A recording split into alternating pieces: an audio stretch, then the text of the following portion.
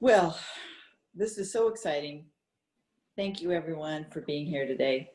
Um, Together with all of the people who are going to be part of this, we represent pretty much the fabric of Mike's life. And it spans a lot of territory. So in fact, most of the time I thought of it as a magic carpet ride. So anyway, with that in mind, we're going to have some photos that Mike Shelton has put together for us with some of Mike's favorite music. And then of course, we'll have some stories to share. So before we go any further, I do want to introduce Mike Shelton. He's going to be the master of ceremonies today, and also a great friend to Mike and me. And so I'm going to let you carry it away there, Mike.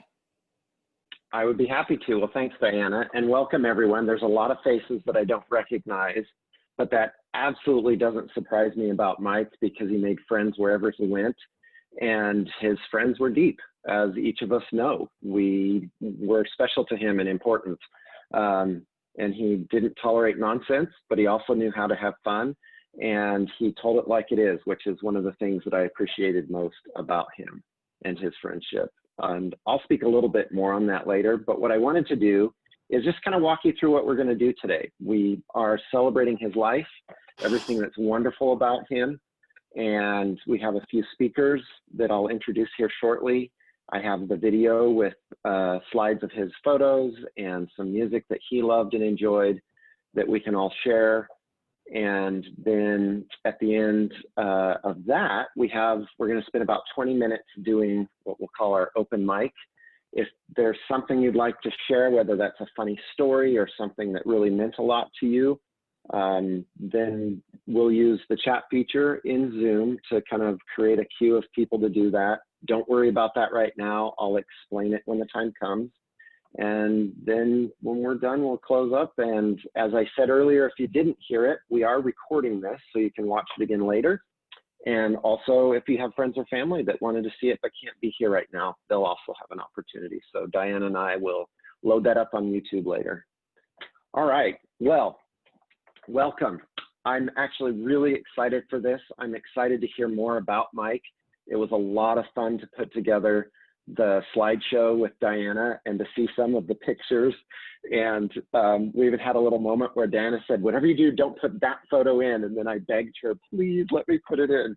And so it's in there because she's so kind, and it meant a lot to me, and I think it will to you too. It really helps tell a story, which is the biggest purpose of why we're here.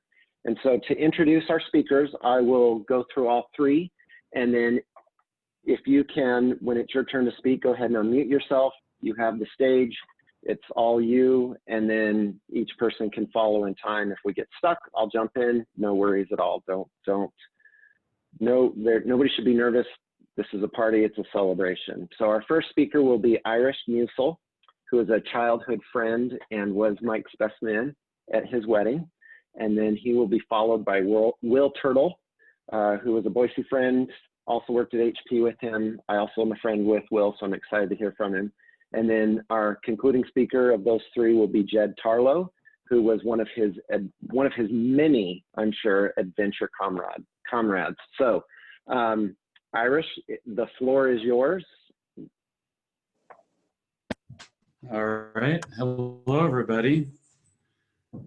I was joking with Diana the other day that I knew Mike from the 4th grade on, so that's the 4th through the 64th year, 4th grade to 64th year. So I do know a lot about him, and I have 3 sons myself that always were digging for dirt on Mike and I. I call it the formative years. We were in Catholic grade school together, so we were altar boys together, but Mike was the skinny, had glasses on, and I was the heavy set. So we were kind of the Laurel and Hardy of the grade school. But we matured, and we went on to enjoy, Boy Scouts together and family together. And then we went to high school together. We went to a Jesuit high school, And that's where Michael really started to blossom. He was always the smartest kid in the class, and he proved that when he aced the SATs. I don't know what, back then the score was like a maximum of 1,600. Mike must have got 1,611. I'm not quite sure, but it was pretty incredible. We also did a lot of fun things together, where we went from the innocent stage of the altar boys to discovering girls. And through high school, we did a lot of firsts together. Of course, you get your first date, you get you get your license. We had our first beer together. And as I joked Diana the other day, there were probably some things that we probably should have gotten in trouble for, but we were young and naive enough. And but we enjoyed each other's company thoroughly. And at the end of high school, we kind of parted ways as far as the education system went. I went on to a junior college, and Mike went up to UC Davis, and I got to visit often up there, and I liked Davis. And I also met Diana for the first time, and it was a shame she had one short leg, but you know, it made up for it in the long term. And eventually, after I finished junior college, I came up to Davis to study agricultural business, and Mike was taken off. I think he studied genetics there. Anyway, we had a lot of fun together, and through that relationship, I was able to meet my wife, Gail. Met a lot of fine people that are probably on this Zoom video chat right now. So I guess I feel privileged to have been in Mike's life constantly over time. I was his best man. He was my best man. He was at our first child's birth, which was 40 years ago, as well as Diana was there too. So it was pretty incredible sharing our life together. And it's sad to know that I don't have him anymore, but I have a huge reel of memory movies to go back to. And, you know, we transformed ourselves from the skinny little, in fact, my parents, I'm from a family of 7, and Mike was the only child, but he had little nicknames because he participated a lot with my family. We went to Tahoe together, went to Shasta together, and through the years, of course, Mike was enjoyed a lot of my brothers and sisters, and they all enjoyed his company too. In fact, one of my sons, I see him queued up here, and also my brother. But Mike had some nicknames you guys probably don't know. For my 3 sons, we called him 4.0 Ernie, because Ernie was one of the adopted sons. So he was kind of the adopted son in my family. So a lot of fond memories. I'm gonna dearly miss him. And I'm glad that we're able to get together and talk about this. Thank you.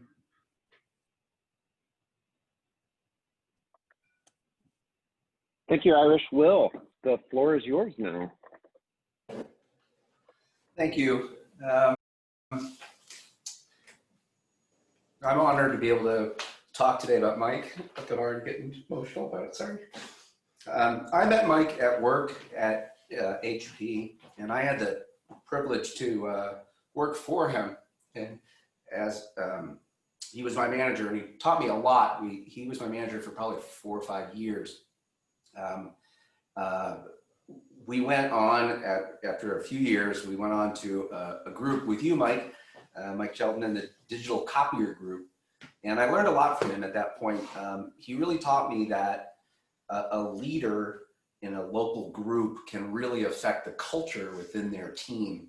And the HP culture was a little tight, I would say a little stodgy at times, but Mike created a team culture that was just fun, collaborative, and we worked hard, but we were kind of a bit of a rogue group, and we had a lot of fun. And he really taught me the power of leadership and the impact to the culture that he brought. And it was really the best team I ever worked on. A funny memory that I have is really our staff meetings during that time. Mike would we would always be trying to review some slide deck that one of the managers had put together, and Mike would try to teach us how to do better slides. At the time, it was Jim Gutierrez, Arch Call, and myself. And one of us would have to present our slides, and Mike would get up and he would just tear it apart. And he would tell us what to change and tell us why we need to change it. And the poor person trying to type would have to change it. And if your words weren't exactly what Mike said, he'd make you change it. And he would always be pointing at the projection as if it was a touch screen, which was before big touch screens occurred. And he'd be like pushing the button and, you know, trying to get someone who was driving to push the button. There were times he'd be jumping up to hit the button that was high in the on the screen. It was hilarious. It was frustrating because your slides were never right, but it was totally hilarious to see him jumping around in the conference room trying to press the button that didn't work. It was a lot of fun. It was a lot of fun. He taught me a lot as a leader. One of the things he also taught me at work was when you leave work, he would take his badge off, and he talked about it being a symbolic gesture that I am leaving work behind. I'm no longer this person at work. I'm now, you know, I'm now out and having fun. And if I tried to bring up work topics to him outside of work, he's like, I don't have my badge on, not talking about it. And I really learned from him being able to separate work from home life. And then he and I really clicked on that. We really had like a dual relationship. When we were at work, we were professional, we worked really hard. We had this manager-employee relationship. And then immediately outside of work, we were just friends and talked about everything. And it was really great. I really appreciated that smooth duality that he and I were able to find. So outside of work, I give Mike and Diana credit for getting me into mountain biking. I remember one of my first rides in Boise on my really cheap, heavy mountain bike that didn't have a good granny gear at all, riding up this, what seemed like a really steep hill to me at the time. I wasn't in good mountain biking shape. I practically died at the top. And Mike and Diana were on their tandem, just cruising on ahead. By the time I got to the top, they'd already put the tandem down, and Diana had opened up her camel's back and had pulled out cheese and crackers. And she was showing me some of the nice rocks she'd found and picked up on the way. And all I could think of was, that's a lot of weight to be putting on there, you know? And somebody asked a question about, you know, the trail ahead. She pulls out this entire book of the trail maps. You know, you don't do that. You bring one page of the one trail you're on. But no, she brought the whole book. And I'm just shocked at all this weight that Diana has brought on to the back of the tandem. And I made a comment to Mike about it. And he's like, oh, it doesn't matter. We're having a great time. And it was a good memory of Mike and Diana just traveled in style everywhere they went, you know, and just had a great time. And we had lots of good mountain bike rides together. It was great being lost somewhere and far out, mountain biking together. And we'd always come across somebody who would find Mike and Diana in this mountain tandem, and the shock on their face was always priceless. They were just surprised to see this mountain tandem out in the middle of nowhere and some of the trails that they could do. It was really impressive.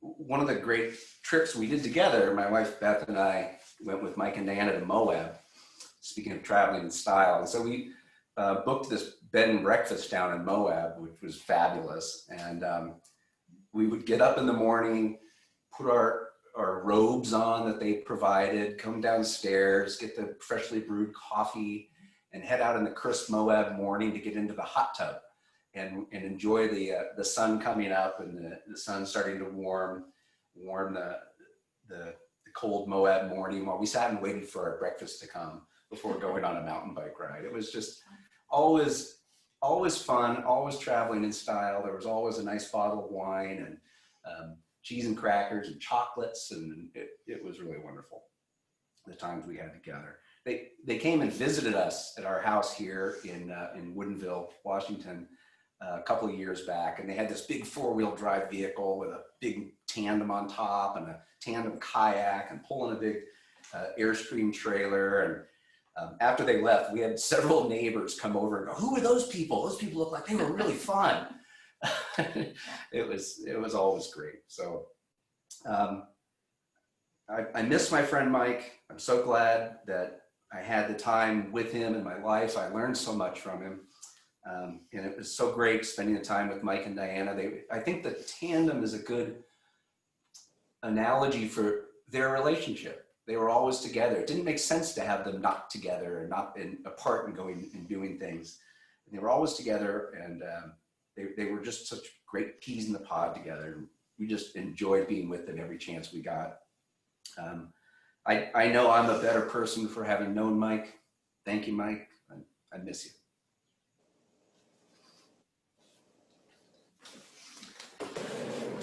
Thank you, Will. Jed, it is your turn. All right. My name's Jed Tarlow. I met Mike on a Grand Canyon river trip, probably something like 10 years ago now. And yeah, just continued to kind of always invade their home and meet up and circle the wagons as we crisscrossed the American West, always bumping into him somewhere or another. And so when I got the email that he had passed away, I wrote this quick letter to Diana, and she asked me to share a little bit of it today. So when I learned that he passed, I just started seeing little bits of Mike everywhere in my life, and I put together just three quick lessons that I think Mike taught me. The first lesson is the value of a good Toyota. Mike was really into cars, and one maxim that he taught me was there's no ideal rig. Like, everything has a trade-off. And so throughout the years, I knew that Mike, I think for a while there, every time I showed up at his house, I had a new car, and he'd always come out, or like a different shitty old car. And he'd always come out and do that thing on his little goatee, and we'd start tearing apart and talk about him. And I always built a new bed setup in the back of a different van or a different station wagon. And every time he'd be like, well, you should really get a Toyota SUV. And finally, after all these years, I have a 92 4Runner parked out front. So the Toyota SUV was lesson one. Lesson two was the importance of making a nice coffee, or specifically the importance of a good coffee ritual. If you ever had the chance to stay at their house, coffee was like a mandatory half an hour to hour-long ritual. No matter what else had to get done or you had to get to, coffee was this ritual, and Mike would bring out and set out each of his tools. And even over the time I knew him, the tools changed because he was always trying to figure out the ideal combination, and he'd weigh the beans and measure the grind. And it was this beautiful little mad scientist art project. And I never had the heart to tell him it was a little too intense for me. I just love the ritual so much.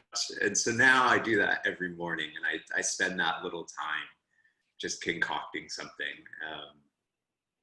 And it's a ritual I've really come to value. I actually have my whole setup right here because I didn't have enough time to make a cup of coffee before the Zoom call. So I was making a cup of coffee like off to the side. The third lesson that Mike taught me, which I think is probably the most important, is to always dance. It's so broad and universally applicable. And no matter where I was with Mike, he would start a dance party in the living room, at the campground, at some cowboy dive bar in the bottom of Grand Canyon.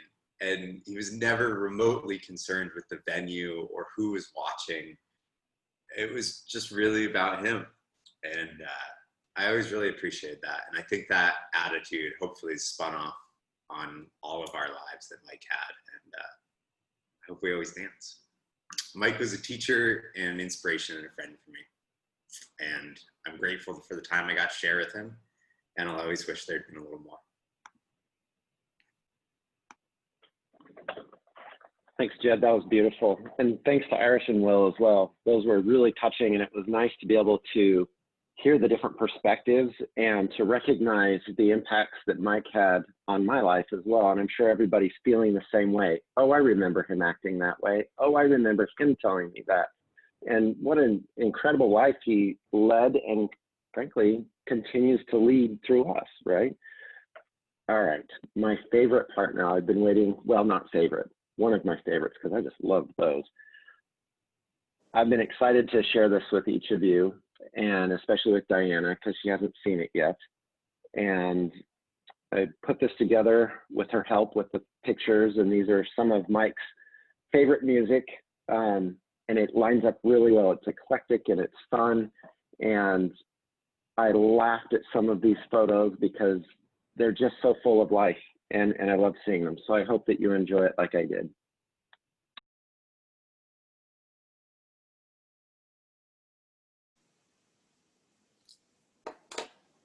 Oh, that did it. Hope you enjoyed that as much as I did. Oh, Diana, that's good.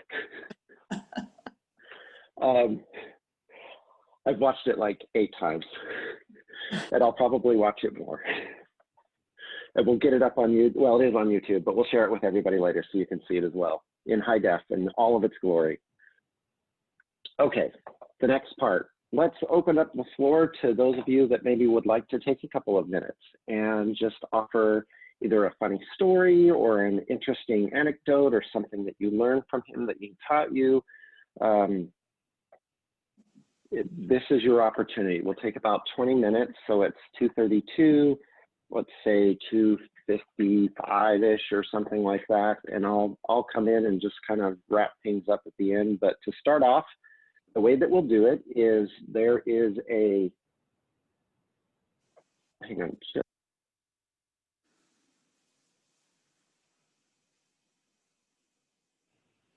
sorry, my wife's watching it next to me.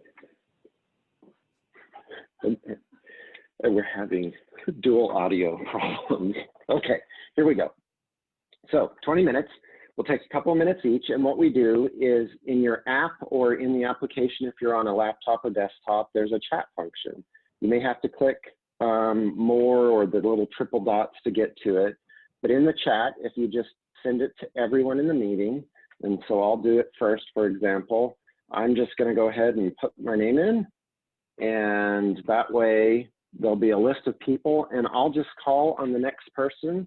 And then, like I said, just take 1 to 2 minutes. 20 minutes isn't a long time for a lot of people. That's probably 10 or 11 people at the max, and share a couple of things. So I'll go first to give you an idea of what we're looking for. I loved Will Turtle's talking about working with Mike. Mike used to tear my PowerPoint presentations apart as well. And in fact, I remember when I first got assigned to work for him and not just with him, because I wanted to go into management. I'd been an engineer for about 8 or so years and wanted to be a leader. And the very first thing he said to me, I was super stoked to work with him, was, well, maybe you will, and maybe you won't. And he just left it deadpan like that. And in my head, I thought to myself, oh, well, that wasn't very encouraging. I thought it would be a little more uplifting. And what I've learned over the years is that Mike is very direct, and that if I wanted to become a manager or leader, that was something that I needed to learn how to do. And that I would have to put the effort into. But what I loved most is that if you would put effort into something, whether it was a sport or theaters or music or work in my case, and family as well, he would be there to support you all the way. He would give me the best research and the best tools and the best books to read. And he would give me really good constructive feedback, the kind that hurt at times, but really helped me grow. And so as I was thinking today, or before today, about what Mike really means to me, in my head, I thought to myself, well, he's a friend first, a brother, a father figure, a mentor, and a life coach. And that's a lot all in one person. And I've loved every moment with him. And I was thinking to myself, I wonder if he'd be proud of where I am, and I'm sure he is, as a leader today. But more so, I think he would be really proud of where I am as a father and as a husband, because that was some of the best advice that I got from him, was how to help raise my children in a crazy world, and how to be as close to my wife as I am today because of how much he loved and cherished Diana. It was such a beautiful thing to watch over the years. So love Mike, grateful for him. Can't wait to see him again. So, all right, let's see who's up next. We're gonna go to, looks like Joe Peer, all yours. The floor is yours. So you'll have to unmute yourself, and then I ask that you mute yourself when you're done.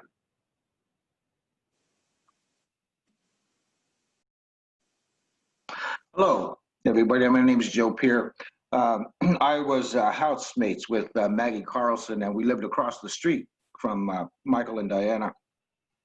I really enjoyed the pictures because I only met Michael a few years ago, so I knew him as an adult, and it was nice to see younger pictures of Michael. It was really enjoyable. Michael was a great guy. Loved hanging out with him, loved Diana and Michael coming over for dinner, drinks. A lot of fun, a great guy. Really knowledgeable, fun to be around. But what I really wanted to share was when they first moved in, Maggie will remember this, the people who lived in the house before them, the woman who lived in the house used to have long conversations on her cell phone on the front porch. And we called her the talker. And we would hear her daily. She would have these long conversations. Well, she moved, and suddenly someone new was moving into the house across the street. And the first thing we said was, I hope they're not talkers. Well, they turned out to be wonderful talkers because they were just wonderful people to get to know. And we had the most incredible dinners and conversations. And we were so lucky to have them move in. I just truly, truly blessed. And the last thing I wanted to say was that I'd never met such a connected and active couple. I find myself Sunday morning staring out my bedroom window, having a cup of coffee, trying to wake up while Michael and Diana are packing up kayaks on the top of their car and getting ready to go. And Maggie would say, I wonder if Diana and Michael are home and want to come over for coffee. And I'd say, nah, they're gone, because they were out on another one of those adventures. So I just wanted to say, Diana, it's a real pleasure to get to know Michael, and you as well. And I'm just in awe and proud to know you both. That's all. Thank you, everyone. Thank you, Joe. That was beautiful. Our next speaker will be Jan Straczynski. Okay. Well, I have just a slightly different perspective on Mike, because I saw a side of him that probably most of you haven't seen, though I would guess Diana has seen some of this too. So in my almost 30 years at HP, and many of them as a manager, the best organization I ever worked in was our digital copier. And it's interesting how many people from that organization are on this call. And I was Mike's boss. Well, that's a really funny position to be in when you have a guy like Mike, who is one of the smartest and most knowledgeable people that I've ever met in my life. And when you're his boss, he had an interesting way of managing upward, which was he could lead me into where he needed me to go. He saw things that I didn't know. And that's why I had him on my staff, is I knew he was really smart and he knew a lot of stuff that I knew nothing about.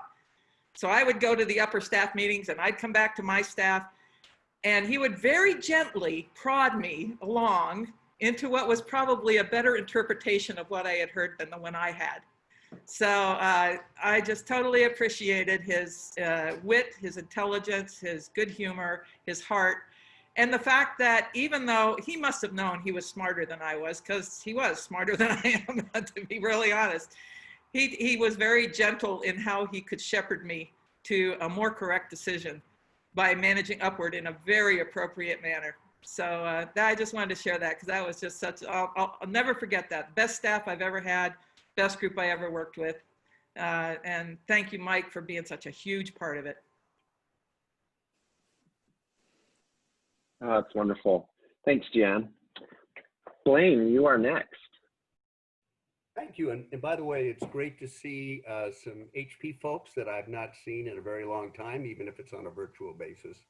I too worked with Mike for a number of years when he was still in Roseville before they moved to Boise.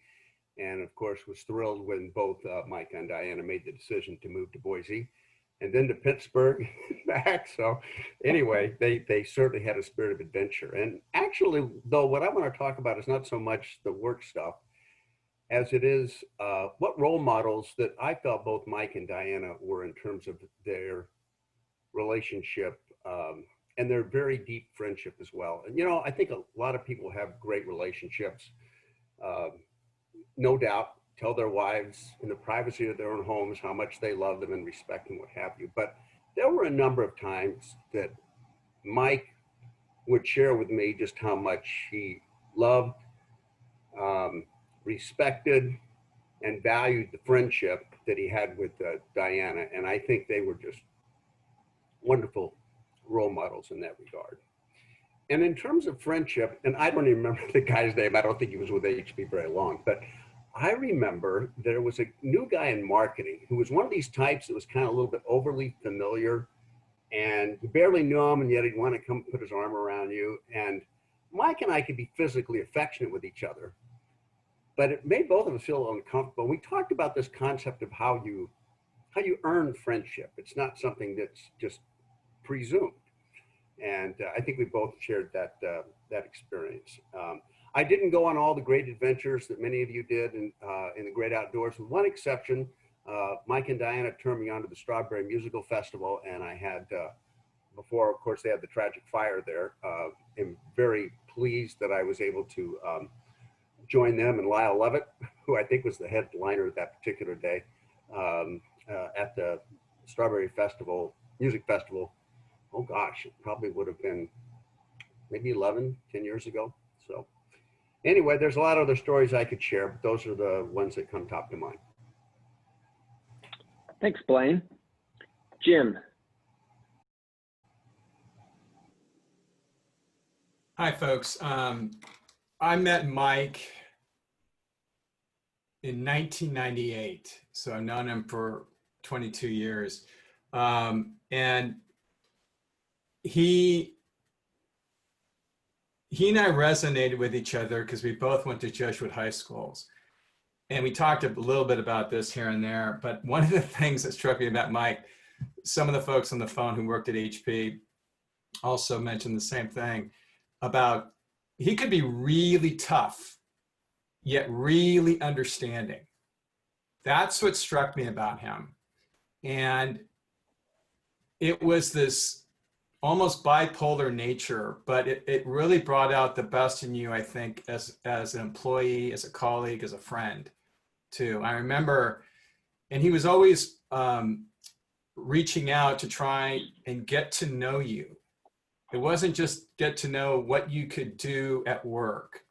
It was to get to know you as a person. And I was always impressed by that grounding he had to get to know somebody.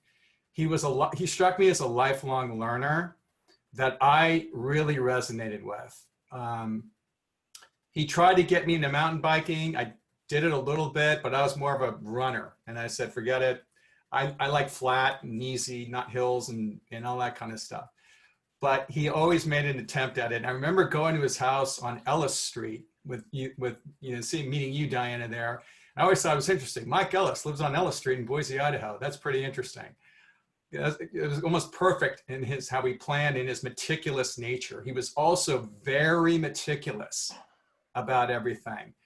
But the thing that I'll leave you with is something that I think of, maybe not every day, but at least a couple times a week. And it was a statement he would always tell me. And he would say what you do and do what you say. And that is something that, as I said, I don't think about it every day, but a couple times a week, as I'm leading my teams, I'm thinking about it, and my kids. So that's what I think one of the elements, Mike, as I heard about his passing, as I was going on my runs or hikes or whatever, I kept thinking about those things over the past 22 years, and God bless him. You know, it was a great lesson for me, and a great moment in my life to have known him, for the past almost quarter century. Thank you. Thanks, Jim. What a great example of how powerful his advice was, because that very saying runs through my head often, and I feel like I don't live up to it enough. And I can hear him giving me critical feedback. And so I'm grateful that he's still up in my head and still talking to me. All right, next up is Matt Howe, another HP digital copy individual. Hi there. I was friends with Mike, and we worked together with many of you online also. I had a few things I wanted to share, just kind of like, these are things about Mike that always stuck with me and still stick with me. One, which he said several times in different ways, essentially, he's taught whatever we had been working on, it completely fell apart. And Mike, he's thinking, kind of like stroking his goatee, and he's like, well, this was exactly the right decision. This was the right direction until it was not. just classic Mike. Another thing, which was, again, I got like a lesson that I try to keep with me. I asked Mike at one point, when we decided to start working very closely with a particular person who is so different than how he thinks, and I thought Mike and I thought similarly, very different.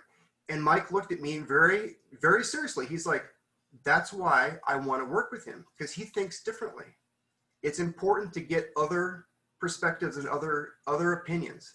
And I think that's really true and really wise. And the third thing, which is kind of funny, and Jed, this is kind of a play on your Toyota stuff.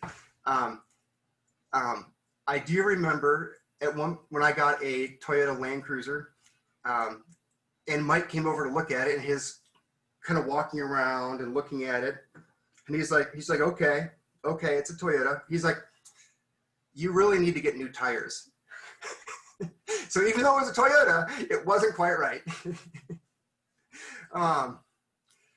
And that's all I had to share. I miss you, Mike. Thanks, Matt. Brad, if you'd like to go next.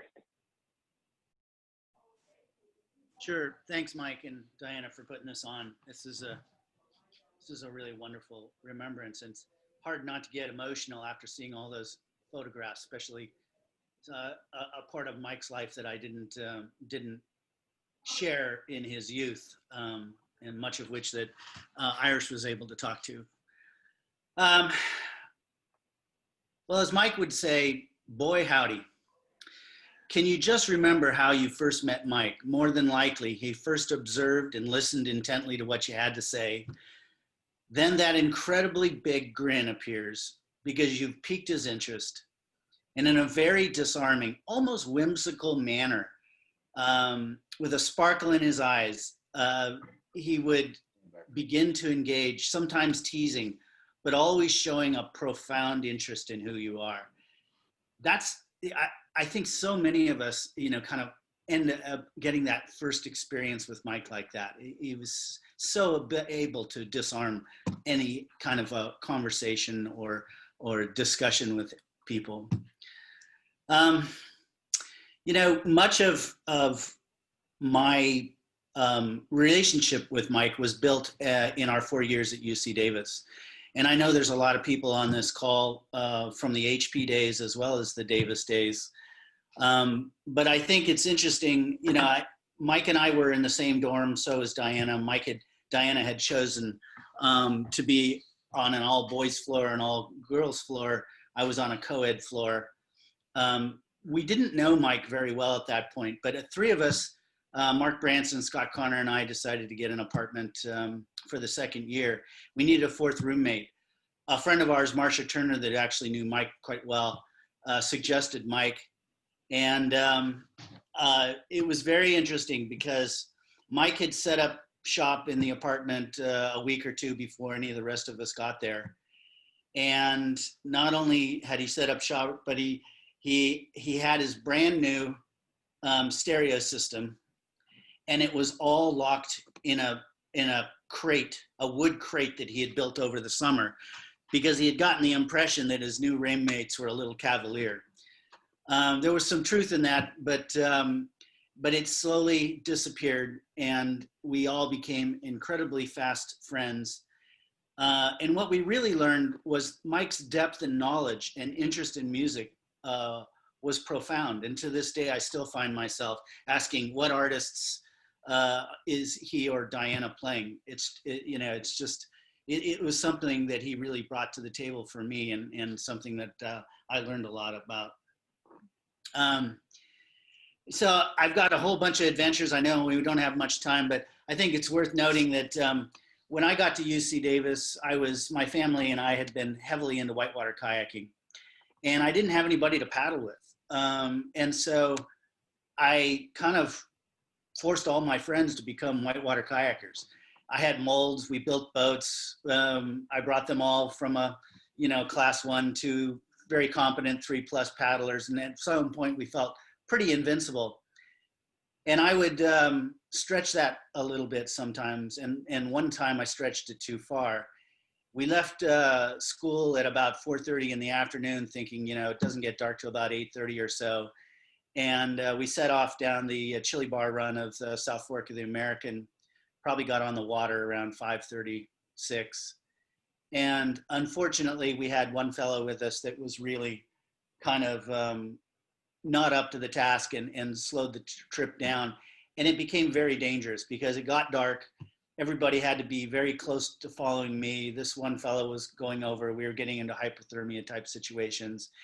But I tell you, what was so amazing is, we all gave up our clothes to this one individual, and Mike was right there on that. And you know how slender Mike was.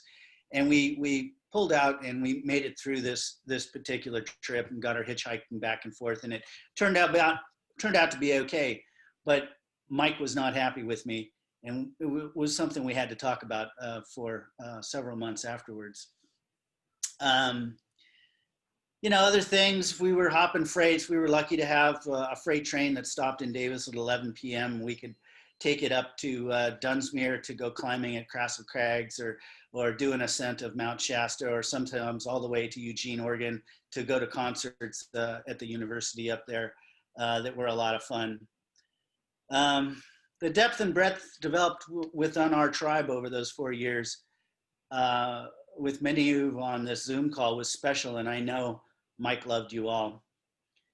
I won't get into a trip we had when we came back from Europe, but I will say that for about 20 years during the HP days, we got married, we were growing families, we were shaping our careers and following our professional aspirations. But several times a year, we always found time to enjoy and further our camaraderie in nature. Mike and Diana, and Mike in particular, would really, really loved youth. And he would talk with my daughter, Irish's kids, I know Audrey and Jed and others, and he just relished in enjoying those experiences with youth. And you can see it in much of what Jed had to say. Anyway, we just want to really thank all the folks from that time period, people like Will Turtle, who took us on rides through and around Sun Valley, Randy and Pete for the Kirkwood Fall Colors rides, the Flume Trail, Western States, Downeyville Downhill, Jim and Kathy around the American River and Folsom Lake area. But in closing, although Mike is no longer with us in his physical form, I still feel highly connected to Mike, especially after completing an exhaustive mind-body experience surrounded by the beauty and tranquility of nature. It's when I experience that afterglow of an endorphin rush where the line between life and a dreamlike state blurs. That's where I find Michael, my friend forever. Thank you, Brad. So David, you are up next.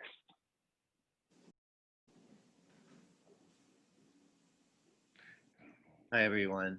It's great to see some old friends and meet some new ones. Diana, good to see you. Mike, thank you for hosting us.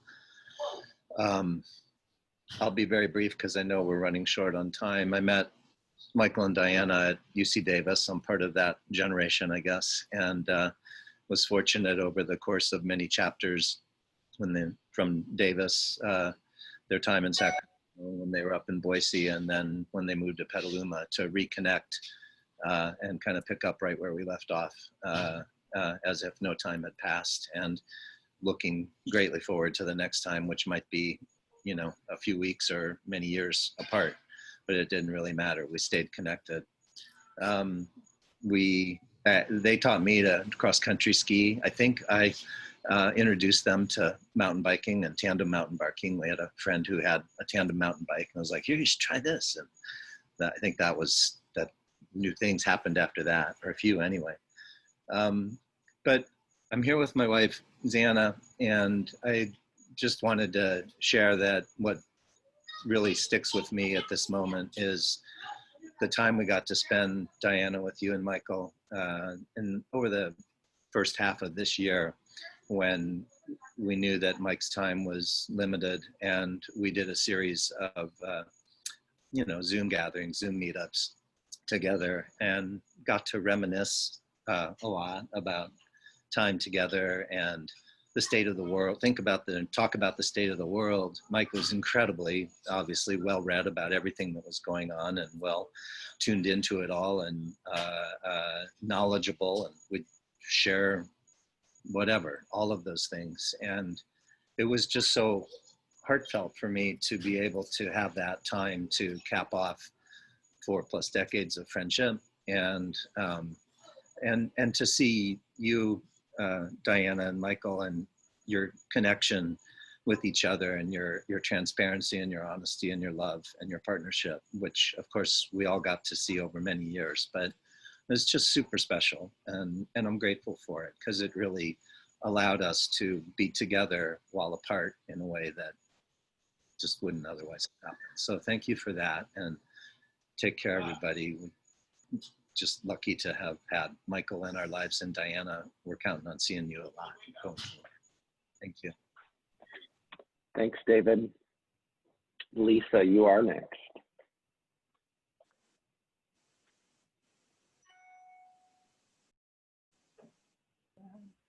Hi, Diane.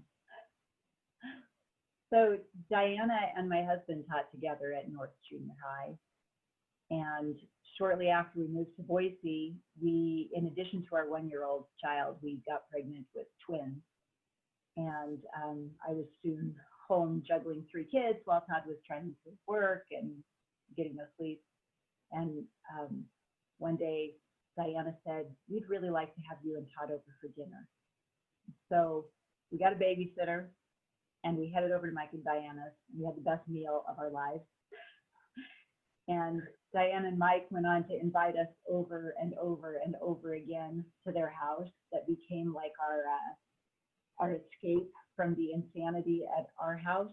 And we watched movies, and we discussed politics, and we talked about art and theater and everything. I mean, you could talk about anything with Mike and Diana, and Mike and Diana both always knew so much about everything. And it was so important to us to have that time to just be able to go out and be adults with other adults, and to not even think about diapers and baby food.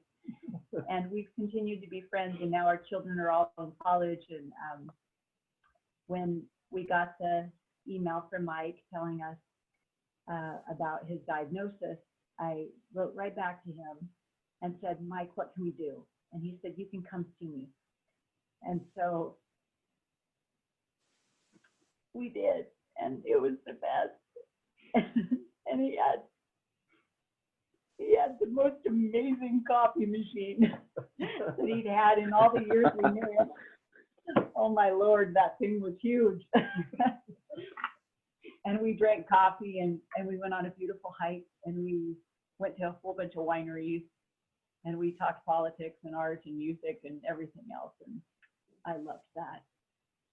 And so we'll come back and visit again, Diana.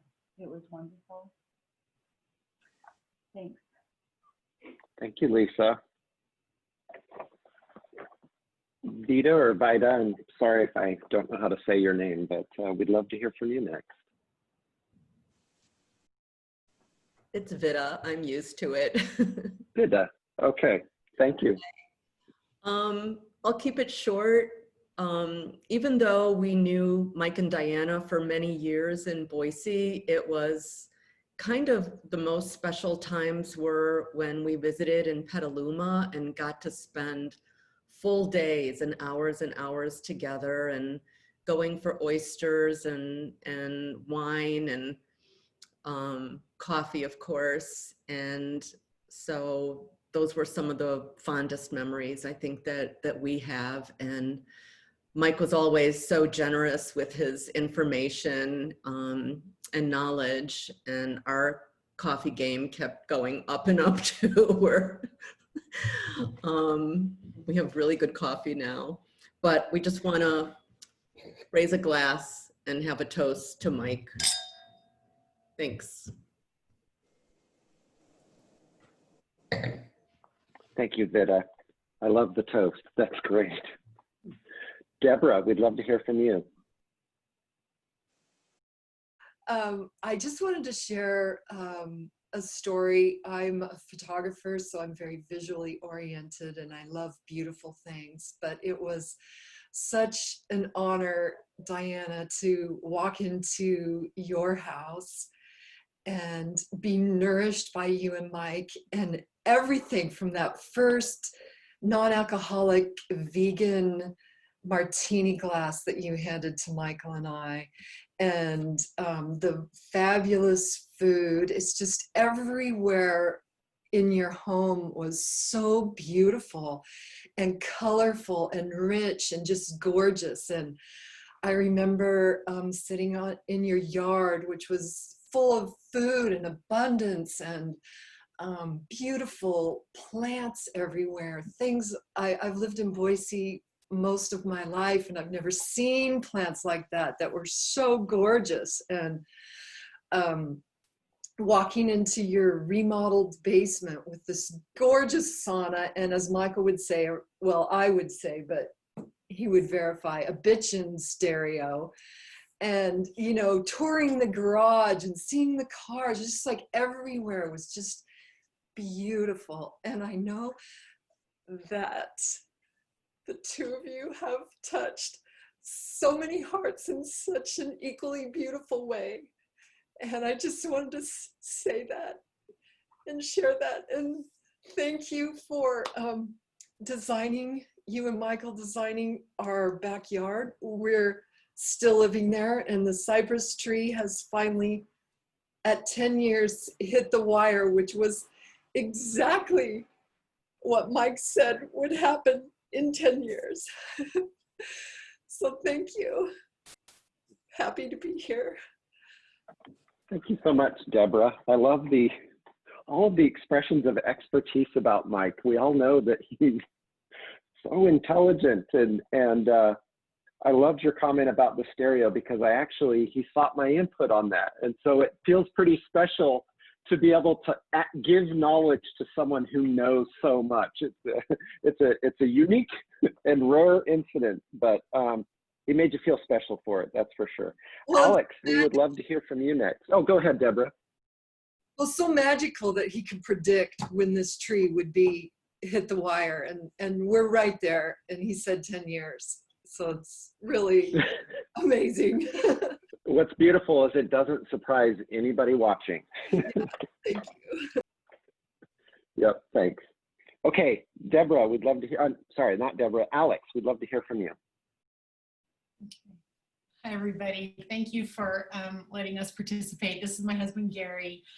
We are good friends from the Boise era as well. And many of you who are Mike's associates, I don't know if you guys know that Diana co-wrote and published a cookbook, and we did that together. And something that always struck me about Mike was Mike just could get excited about anything that his friends or his loved ones were working on. And I think something that I loved so much about Mike was he made, Diana is amazing, but he sort of helped make her even better, and he could help power the things that she was working on, because he would get really wrapped up and really excited, whether it was, you know, this amazing intricate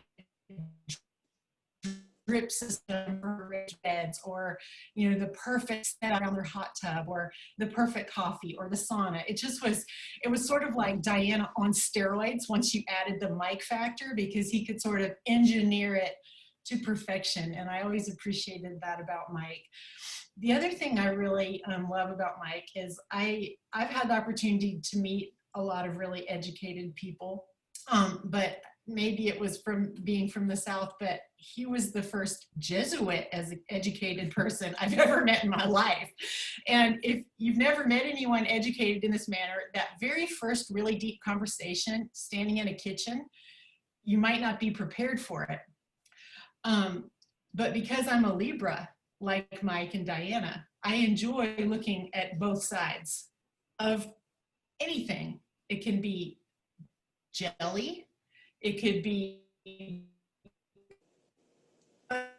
geothermal heating, it could be a camper or a bike. We would get into these insane conversations that would be truly endless. And because he was trying the entire time to figure out my position, and because I actually didn't have one, it sort of blew his mind. And so we could go on endlessly, and Mike would be trying to kind of take it a little further, and I would just sort of go wherever he wanted to go with the conversation. And somebody might say, "What were you and Mike talking about?" And I would be like, "Does it matter?" And so I just really enjoyed talking to Mike, and I think that's what I have missed a lot since you guys moved to Petaluma. And it was such a gift to hear your neighbor Joe talk about getting you guys as neighbors, because our loss was your gain, Joe. And we're just really thankful for everyone in Petaluma who's been there to support Diana. And it's really hard for us that we're not there, but you know that we are. And so we love you. Thanks. Thank you so much, Alex. Paul, we'd love to hear from you next. I got it. So yeah, thanks, Mike, and wonderful thoughts from everybody. You know, Mike and Diana and Andy and I and my daughter Jessie got to know each other really well through the Tour de France. I mean, it was really funny, but Mike and Diana had just moved back from Pittsburgh, and they were just down the street from us here in East Boise. And I invited them over because we used to watch the Tour de France like 5:30 in the morning. And so, yeah, coffee ritual. Diana would bring over muffins. Andy would make some muffins. And it was just a really great mornings. And that's how we really got to know each other and bond. And Andy and Diana and Alex wrote a cookbook together. But even before that, we had a dinner co-op where Andy and Alex and Jan and Diana would all make food for us, and we would trade meals. And I used to joke that it was better than ever going to restaurants every night. And so Mike and I would always just, you know, really talk about the great food that we were eating. And, you know, everyone has kind of mentioned, you know, that Mike was always learning and exploring new things. I remember every time I've ever sat and talked with him, he was into something in a depth that just always amazed me, like paleo eating or all different kinds of looking at nutrition and other things. And, you know, earlier someone said, boy, howdy. And that just kind of like totally made me think about Mike. And, you know, he had so many phrases. I wrote a couple down, but you know, he always used to talk to me about the lizard brain. You know, it's like, don't let your lizard brain take over, right? And it's kind of like you know, maybe it's more of a guy thing, but, you know, when you're just kind of letting your emotions take over. And the other one I always remember from him on mountain biking was, don't burn all your matches. You only got so many matches in that pack. Don't burn them all at once. And so that was kind of like, pace yourself a little bit and don't get too far. And The only other thing I want to mention is just I always appreciated Mike and Diana's generosity. I think Blaine earlier talked about Strawberry and Irish and Gail and I and Andy and Jesse have all spent great times at Strawberry. I've gotten to meet Irish and Gail's sons and has their families. And that was a great experience for us that we would have never known about if Mike and Diana hadn't shared it. And it's just wonderful. And those are the kind of things I think they have brought, those kinds of experiences to us. And we really appreciate it. And we want to be, there for you, Diana, in the future. So thank you. Thanks, Paul. That was awesome. Joe and Sue, we hear from you next. Hi, can you hear me? Yes. Oh, okay. Hi, Diana. Joe and I met Diana and Mike through the Petaluma Paddlers. And so we're the late to the party group because we knew them, later in life. And we went on this wonderful trip to the Golden Trout Wilderness. And we had a great time with Diane and Mike where we went camping at Saddlebag Lake before we got there, and we had wonderful food. We had a salmon and egg breakfast, and we went hiking up in the kind of a snow area, which was we just had a great time. We went away and were out of contact for a week. And when I got back in cell phone range, the first thing I hear is about 5 calls that my mother was in the hospital. And they were trying to decide really whether to let her die or not. They just wanted to contact me. So needless to say, this was a very traumatic experience for me, and Diane and Mike couldn't have been kinder. And I just really remember how kind they were and got me to Sacramento so I could see my mom. Do you have anything to add, Joe? Well, I would just say for all you HP people and the Davis people, talk to Diana sometime and get some of these stories from the Petaluma Paddlers, because there's some amazing adventures we've taken around from Lake Tahoe to Marin and Sonoma counties, and just incredible adventures. But I would just want to leave with a couple of little things. I was about 3 or 4 years ago, I was thinking of buying this farm in Minnesota, and I was really on the fence about it. And so I mentioned on one of our paddles to Mike and Diana that I was thinking of buying this farm, and it seemed like a really good financial deal, but I just couldn't make a decision. And I swear, both of them said at the same time, why wouldn't you do it? So I ended up buying it, and absolutely no regrets. And I think of them every time I go back and see that. And I'll leave you with one thought. Mike said to me one day, as you get older in life, it's either time or money, time or money. And I just can't get that out of my head as I venture into my retirement years. Mike, it was great to know you for so many years, and Diana, will get to have many more adventures. Thank you for doing this. I'm so glad we have been doing this, and I love everything everyone's been sharing. And I'm excited that we can watch it over too, because there's some tidbits in here I'd like to write down from Mike's life. We have a few more people that apparently I missed Maggie. Thank you. Somebody pointed that out to me. So Maggie, if you'd like to go next, and then we have after that, and I'll call you out, but we'll do Audrey, Randy, Sarah, and then we'll end with Lori and Cheryl. They'll be our concluding speakers, if you will. So Maggie, all yours. Hi, I was lucky enough to be the recipient of Diana and Michael moving to Petaluma. They moved across the street from me, and so I got to see her as often as I wanted throughout the week, throughout the months, and of course throughout the years. Spent a lot of many wonderful evenings, dinner, appetizers, talking politics. Michael loved that, and so did my friends, our friends, and our neighbor, and Joe.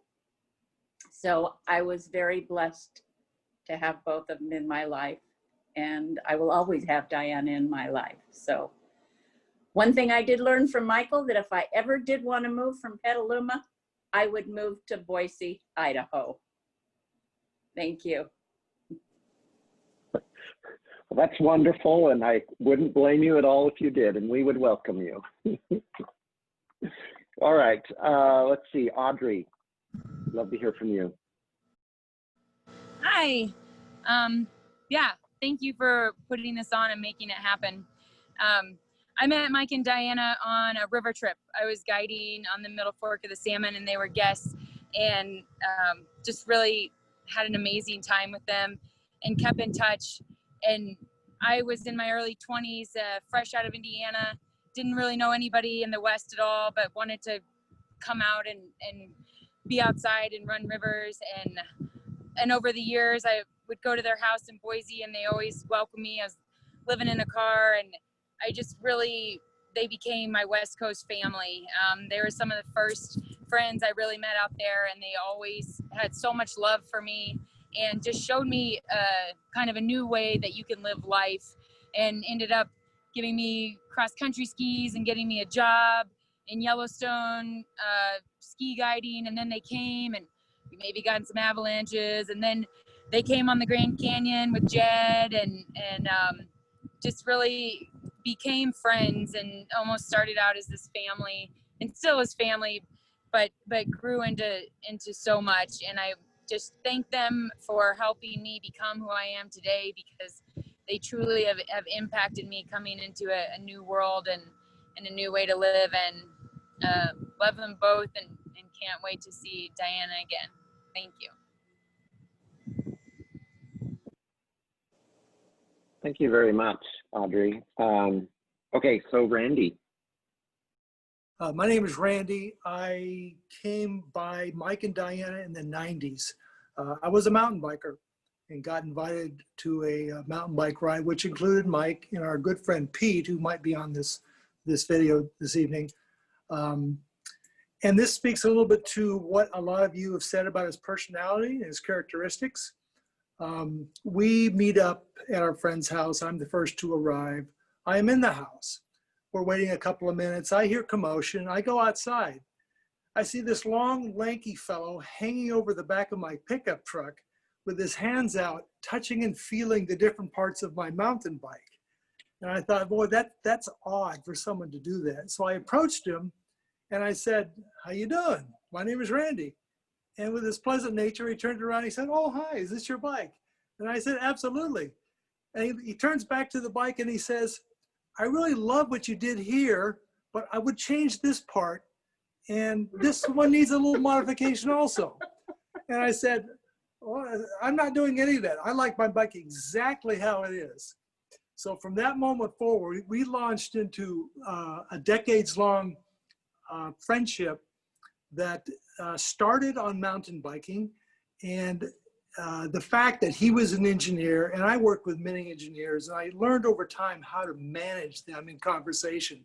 He chose, or he proved to be quite the challenge, which intrigued me. So we went through many years of riding and biking and talking about life and about art and religion and education and books and all the things that you all have spoke to. One particular year, because of our crazy love for cycling and all that it entails, he decides we're going to go down to LA to attend one of the great bike shows on the planet. It's called Interbike.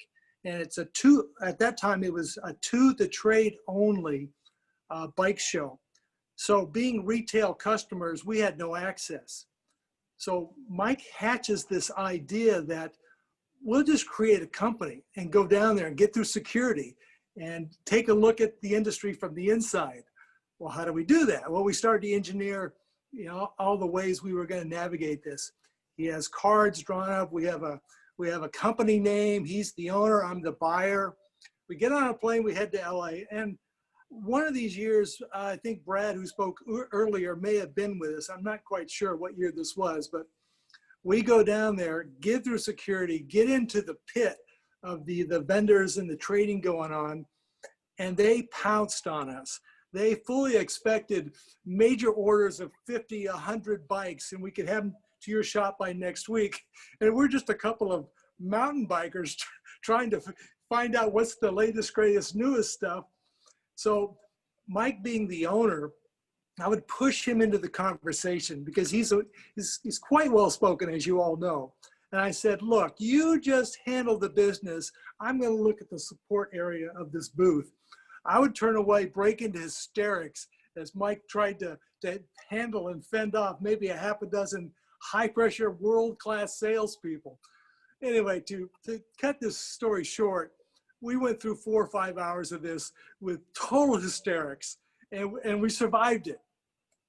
So that's just a way that we engineered our friendship, whether it was an adventure like that or even bringing it to this year. We've had some recent walks in the Point Race area, and we would spend the time with other friends just simply engineering the world's problems. That's what he and I did, and I think it sounds like that's what he and most of you have done. And it was just a pleasure and a joy to have known him and Diane, of course. And bringing up to a couple of weeks back, I think our last conversation, of all things, was of Formula One racing. We were talking and trying to re-engineer Formula One cars well out of our depth, but we had a good time with it. It was just fun for us to make believe that we knew what truly made these cars function, and damn it, we were going to improve them. So I'll leave you with that. It echoes, like I say, most of what you all know in Mike. I loved him dearly. I'll continue to love him. And Diana has a special place in my heart today and in the years to come. And so just God bless his soul. Thank you so much, Randy. Cass and I both laughed at your F1 story. I love F1, and I would have loved to have been part of that conversation because I bet Mike was probably onto something. All right, well, let's see, we have 2 more left. Sarah, you're next, and then we'll hear from Lori and Cheryl. Yeah, I wasn't sure if Petaluma was going to get represented in this, but I'm glad to see that others had jumped in and brought our home to the conversation. I'm obviously one of the later ones. We are one of the later ones to get to know Mike. At first, I did not know of his diagnosis, and it was only a few weeks after I met him or heard about him that I was aware of that. And he had come over, he and Diana came over for an annual 4th of July party that we have. And I was in the process of dismantling this, one of the first cars I ever had, a 1967 Saab station wagon. And it was in parts all over my workshop. And he wanted to come in and see what was going on. And in this, now that I know all what I know about Mike, he had this way of kind of looking up, and in this humble way, he'd go, you know, I've been known to turn a wrench a few times. Maybe I could come help. And now I realize he was like this engineering genius, and I wish he was still here when I have to put it back together again. But I digress. And the other thing about, we're somewhat circumspect about the straight couples that we bring into our circle. And he was pretty much the honorary lesbian among us, because he had this way of making, I mean, all of us, I can hear and see this, you felt like you were the most important friend that they ever had. And we bonded over books and the later, you know, movies and all kinds of stuff. Our friends are going to speak next, Lori and Cheryl. Cheryl built him this magnificent ramp up to the back part through his garage. I put a ramp on my back deck so he could get up, and you saw one of the photos was he and Diana as Ruth Bader Ginsburg at our Oscar party. And he just fit in everywhere and was just this sweet, gracious presence that you just couldn't help but fall in love with these guys. They just were magic to be around. We actually, everybody talks about coffee. we went out and bought a special canister for our beans because, you know, they were that much ahead of us in the coffee aficionado business. And at the point at which I knew that Mike really liked me was when he said he was going to give up this amazing collection of nuts and bolts that he has at his house. So I'm looking forward to increasing my collection of nuts and bolts from God knows what, but I can't wait to have them. So, and one of the things that is one of the saving graces, aside from just what we keep with us about Mike, is that we still get to have Diana with us, and that will be the future going forward. So thanks for all being here. Oh, that was beautiful. And you make me very jealous at your access to Diana. All right, Lori and Cheryl, why don't you conclude our conversations here? They've been wonderful. Well, it's only right that we are the concluding pair, because I think I might be the last, one of the very last new good friends Mike had. He's had ALS the entire time I've known him. And I just want you all to know that things only got worse in terms of his know-it-allness after he had ALS, because he had so much time to read the paper and read this and read that and work on his music. And oh my God, I can't tell you the number of times I would mention a topic, new topic, and he would say, well, you know, I know quite a bit about that. And off he would go, telling me telling all of us all the things he knew about it. I mean, at the end of our evenings together, and there were many, because we wanted to spend almost every night with Mike and Diana because it was always so fun and interesting. I would be like, Cheryl, he can't possibly have had experience with that also. I mean, how could he, you know, really be an expert in so many things? But evidently he really was, and you guys are kind of proof that I should have given him the benefit of the doubt, but he always had good advice, so I don't mind. But I want you all to know that we are taking very good care of Diana. We love having her in our town, and we loved having Mike, of course, too, but yeah, they're really special people, and we feel really, really lucky to have Diana with us. So. Yeah. And I'll just say that I think the thing that strikes me the most about Mike and Diana is that even not knowing them for very long, when we would go to their house and be with them, I would always feel like I was home being with them. And it's really wonderful to hear from so many people who I feel like they managed to share that feeling and that energy with so many people. So really nice to hear all the stories. Thanks, Mike, for putting it on. And we love you, Diana. Boy, it has, oh, don't we all? And it has been absolutely my pleasure to have done this. And I'll just share a personal story. As I was putting this together and working on the video and thinking of what to do and what next, I'm a very religious person. Mike and I would often have religious conversations, and he never makes you feel like you're stupid for believing something. He did make you feel like you had more still to learn because he knew so much. But I loved that I could be so open with him, and he always had such great ideas from me to share with me.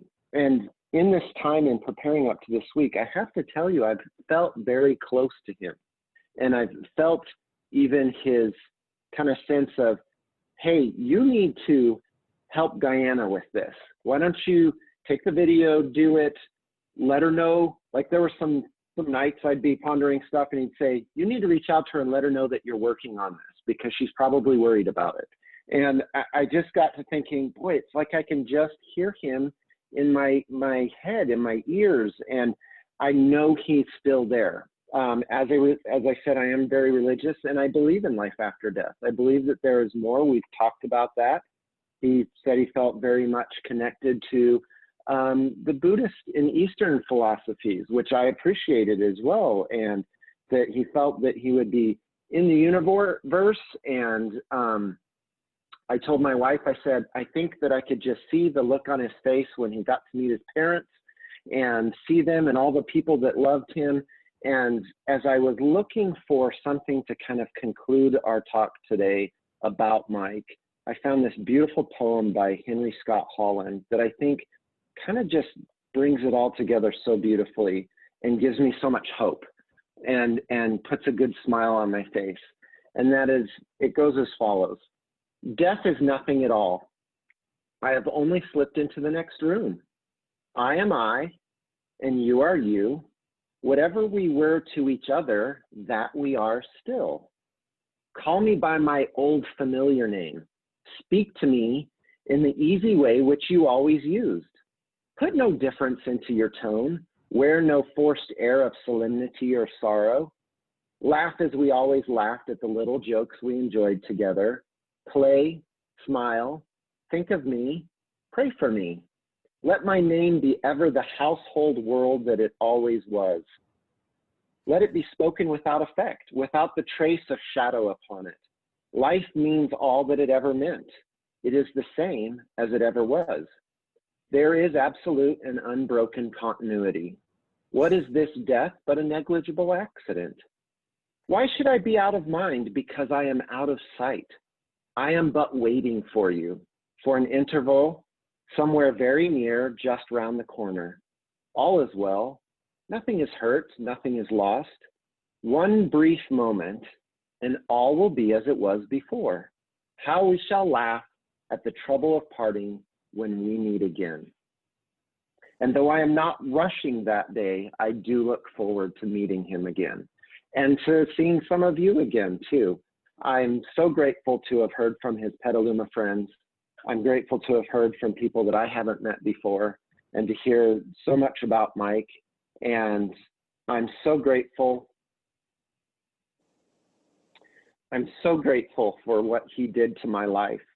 I am who I am in large part because of his advice, his friendship, his trust, his willingness to tell me the hard things that I needed to hear, whether it had to do with work or my family, which frankly I appreciate the most. And he is my friend. He will always be my friend. And I love you, Diana. I love each and every one of you. And I'm grateful for this opportunity that we had to gather together. And so now in closing, Diana just wanted to say a couple more words. Okay, well, this has been amazing.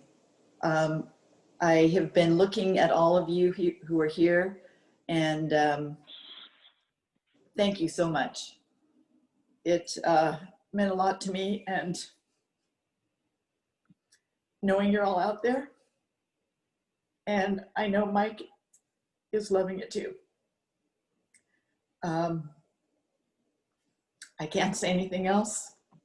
My heart is just full, and I feel very lucky that you all are in my life, have been in my life, and you're going to stay there. Thank you. And I think— Thank you, Diana. Put it up there.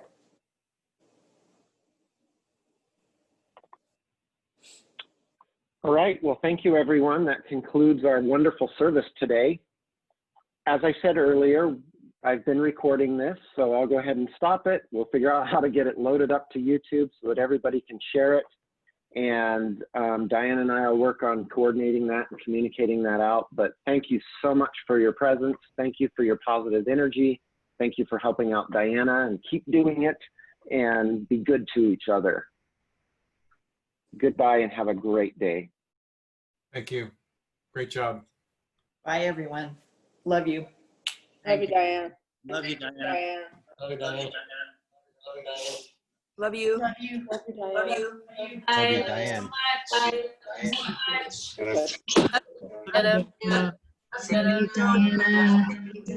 Love you, Diana. We love you. I'll see you soon. Okay. Bye. Love you, Diana.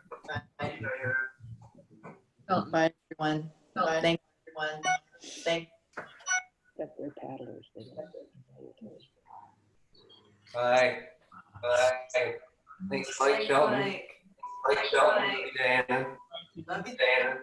Bye. Tim,